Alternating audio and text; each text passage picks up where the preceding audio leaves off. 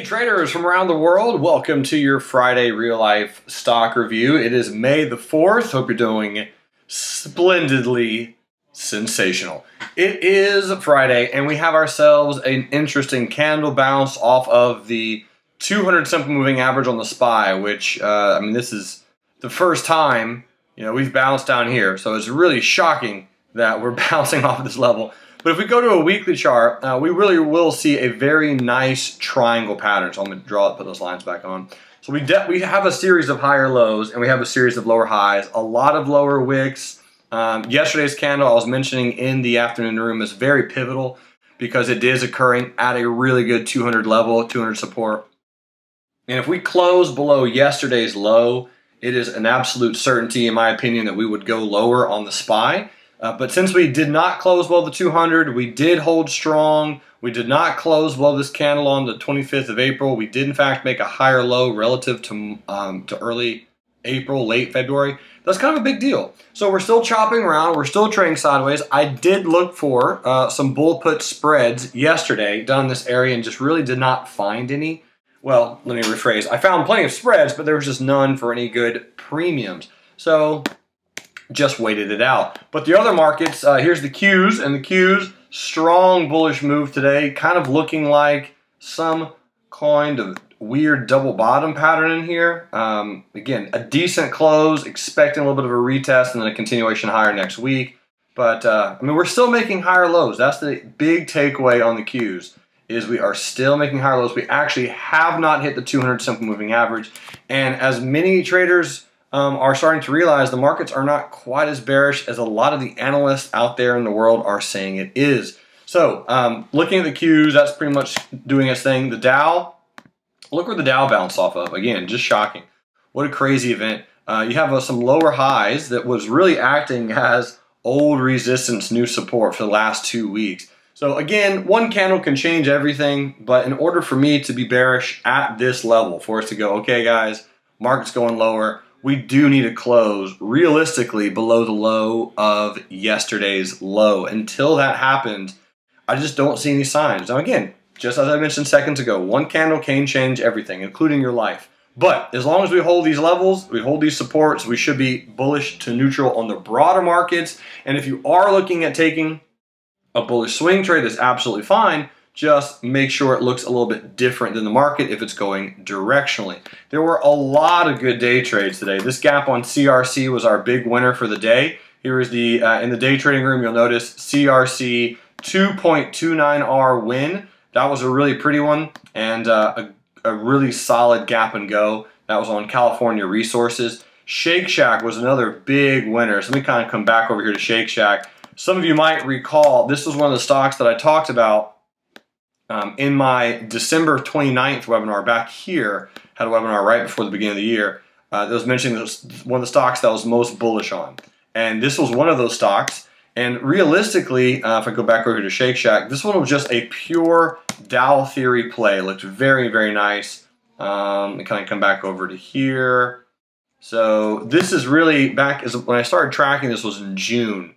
And we realized that it was in an accumulation pattern. It was really trading sideways. And obviously you can see that support acted beautifully. So it was not a question of, it obviously didn't break out then, but you'll notice it broke out, retested old resistance, new support, and bounced very strongly. So shout out to my good buddy Kyle Williams, my buddy Yates, Justin Jeffrey, a few other traders, Ricky. We just absolutely smashed this one. So these call options, the January $40 calls that we purchased back in mid-February. Could have also bought shares back then, but was able to sell those for 4 Rs today on Shake Shack. Phenomenal bullish gap. It was a bullish retest gap. It did open in my bullish zone. Talked about this one yesterday and said, guys, if it opens above here, it's going to run. And it really did. It made a strong move in the first few minutes. In fact, here in Slack, which is our group chat message that everyone has access to in the trading rooms, here's a post that Steven made early this morning. I'm going to scroll up here. Keep scrolling. It's 10 in the morning, so this was before market open, I believe. 8:49. There we go. So 8:49 a.m. Shack has a short float of 36.5%. This could be a lot of bears panicking on this gap. Friday short squeeze. That was his post. Again, that's some very useful and helpful information when analyzing the gap. So anyway, it was a good gap on Shake Shack. Nice looking level. There were many of them today though. Just gaps were abundant. Obviously, Apple having a huge move, making a new all-time high with the news that Berkshire Hathaway is buying another $74 million worth of Apple. Huge move.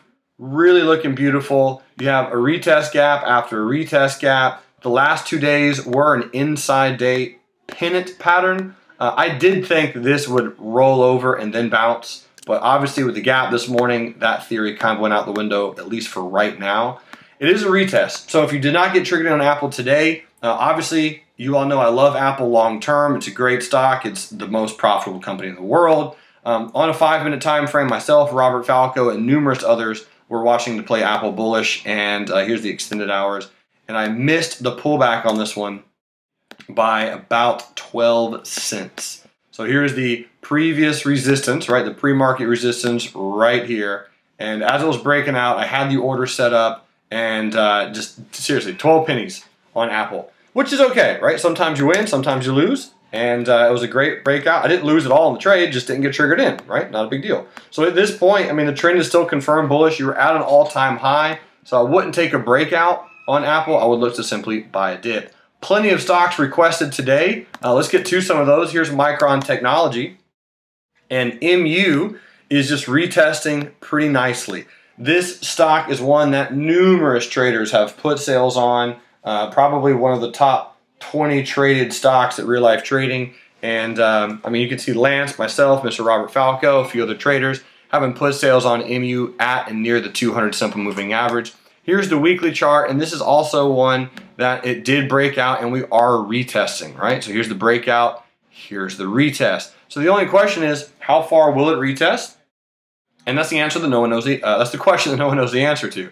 So in this particular situation on Micron, if I were personally looking at going bullish directionally, which, you know, if I put some shares at 39, that's fantastic. That would be a great spot to buy them, and that's really where I think most traders want to keep an eye out to go bullish.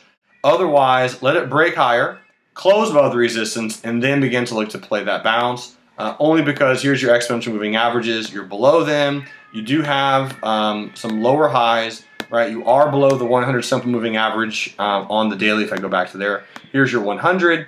So you just have a lot of things that we're battling with right now on Micron. Here's Boyd Gaming, ticker symbol BYD. Boyd Gaming, here's the weekly chart. This was another stock that I was keeping track of not too long ago. Again, you can always follow me here on TradingView for free. Anytime I post some stuff, you can at least put it in your watch list. But this was back on March 23rd, 2017, which doesn't seem like a year ago, but it is. I mentioned this was a breakout was coming. 3470 would be a target in 2 to 3 years, and I was off drastically because we hit that months ago. So Boyd Gaming, really nice breakout. Right now we are at a target, so we're going to kind of consolidate for a little bit. It had a very nice bullish move. If you're looking at playing BYD, get it as cheap as you can. I would really like it a little bit more of a pullback down here to the 200 at around 31 and some change. Had a lot of requests for Caterpillar today, ticker symbol CAT, and my buddy Javier in Miami has a put sale on Miami. Has a put sale in Caterpillar. Another stock that did something very weird that I don't think anyone could have planned for. Trade down to the 200 and bounced off. So nice looking candle, some good volume. Javier's bullish to neutral. We have a little bit of a lower shadow in here. Not lower shadow, I'm sorry, lower high. And if you go to a weekly chart, I mean, you can see that this is an obvious Dow theory. I mean, ladies and gentlemen, no stock does this all the time and only this. It's impossible. You have to have these retracements that we're getting right now. You have to have these rests. So 2016, 2017, easy money for swing traders. Right now, it's easy money for day traders. But in the swing trading environment, you're going to have to hold the retracements. You're going to have to be patient, and you're going to have to be in the game when the game is good. And when the game is choppy like it is now, be calm, be patient, do a lot of bullish to neutral trading. Be patient, and be patient. Warren Buffett had a quote that says, "The market is a great dictator between who's patient and wealthy and impatient and broke." So I like to bounce off the 200 on Caterpillar. If you get some type of retest, obviously we should not close below the low of yesterday. Mini stocks, you're going to have that kind of market mentality that we should not close below that price point. And if we do, I do think a little bit more selling is going to come in. Let me open up this really quick. So here's a few that were requested was EW. EW, Edwards Life Sciences, had a really nice pop just the other day. So it had a black candle gapping down, which is a retest gap. We retested, we attempted to roll over, and you got the candle that popped on the 1st of May. That was a really good trapping candle for all the traders who went bearish, or any trader who did go bearish. Obviously, it would have gotten trapped. So that would be the close above that resistance. So we broke above it. We retested that resistance as a new support and bounced. So that was a really good buying opportunity the last 2 or 3 days. Bouncing off the 100. Here's the weekly chart, and here's your long-term moving averages. Those look good. Obviously, I would have loved to buy on a retest at 120-140. Didn't quite get down there. But overall, the trend looks nice. If you're bullish, stay bullish. Looks good. Next on the list that was requested is TRIP, which I believe is TripAdvisor. TripAdvisor, sideways as can be, earnings right around the corner. Here's the weekly chart. A little bit of a bearish trend right now, to say the least. It did trade to a relatively decent support down here at about $30 and some change. Earnings will be a big deal on TripAdvisor. I wouldn't take a position on that one because TripAdvisor can gap pretty substantially one direction or another. So if it gaps down below 36, I'd be bearish. If it opens around 39.30, I would be bullish, and if it gaps up into the $44 region, I'd still be bullish, but I would expect a gap up to here, and then a trade down higher, and then potentially a bounce on TripAdvisor. Also got IBM on the list. Here's IBM, and IBM earnings are over. Here's the weekly chart, and here's the monthly chart. What you're going to soon find out is there's no short-term moving average on IBM that we're bouncing off of. There is some support. You can see we bounced down here back in August, but there's no long-term moving averages. This is a monthly chart. The weekly chart, there's no average. The daily chart, there's no average. But there is a support line down there. There's a price. We've been there before on IBM. So you got a decent little hammer candle yesterday, and if I were playing IBM, I would look to get in pretty much on a pullback to 142.55, and my stop would just simply be below the low of this pivot. So 138.79 would be my stop. I'd let the trade do its thing for a week or two and then eventually move the stop a little bit higher to lose less than an R on IBM. But at the present moment in time, that one looks pretty frothy. Let's look at one more that was requested, which is ticker symbol MGM. And MGM also doing its thing, also in a little bit of a channel. Here's the weekly chart, and we're getting really close to the 100 simple on a weekly. This is the monthly time frame, and you can see on the monthly we're just slowly grinding higher on MGM. Obviously, you had the pretty horrific incident that occurred, act of terrorism, not too long ago, but you have this resistance here at 28.57. The daily chart, all right, we pull back down to a decent level. We're getting a little bit of a consolidation, so here's that consolidation right here. Yeah, I mean, it has a nice retest gap, so here's the black candle gapping down. So more than likely, you could at least expect this. So shorter term, I would probably play it relatively aggressively. Hop into the hourly chart. You'll notice a nice little channel at play. So here's the channel. I would look to buy a retest of the channel, maybe pick up half an hour's worth here, half an hour's worth here, let it trade down, boink, boink, and then hopefully bounce, and then place your stop, you know, around 30, 50 and some change. But overall, that's my thoughts on MGM. Hopefully this was helpful. My friends, thank you so much for being real life traders. As you know, it is May, which is Health and Wellness Month, which means I got the burpees coming up right after this analysis. And I have 25 on Saturday, 30 on Sunday, and I'll be back with 35 on Monday, which is also Mentorship Monday. So for any traders who want to get 3 hours of recorded content from the trading rooms, feel free to hop in. Let's create some brainwaves. Let's enrich lives. Let's be amazingly magnificent together. And I will see you all then. All right, Jeremy, outside doing burpees, the clone of me. Let's take it away. Hey traders, all right, it's Friday, May the 4th, be with you. Hope you're doing absolutely fantastic.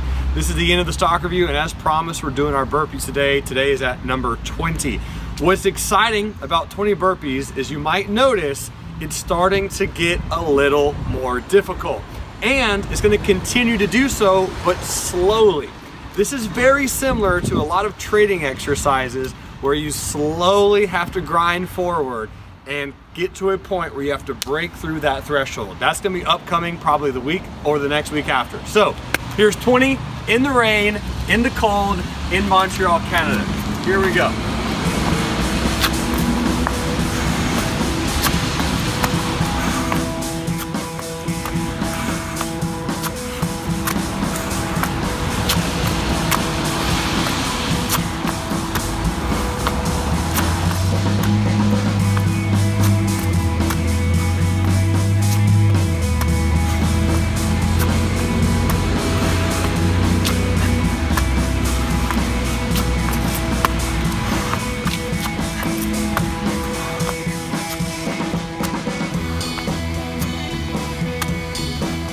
That's 15. Just reading. Like 6-second break. Here we go. Last 5 for the day.